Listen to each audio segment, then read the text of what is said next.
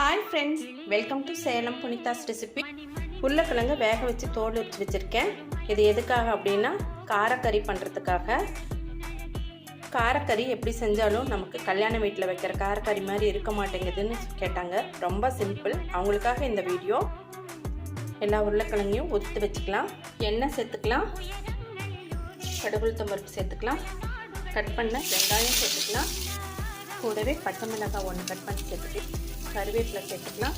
இது கூடவே உப்பு தேவையான அளவுக்கு சேர்த்துக்கலாம், இஞ்சி பூண்டு சேர்த்துக்கலாம், மசாலா கொஞ்சம் சேர்த்துக்கலாம், மிளகாய் மஞ்சள் தூள் சேர்த்துட்டு நல்லா வதக்கிக்கலாம். கூடவே பொடியாக கட் பண்ண தக்காளி ஒன்று சின்னது சேர்த்துக்கலாம்.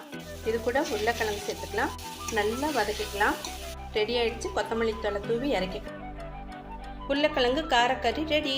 நீங்களும் இதே மாதிரி ட்ரை பண்ணி பாருங்கள். தேங்க்யூ.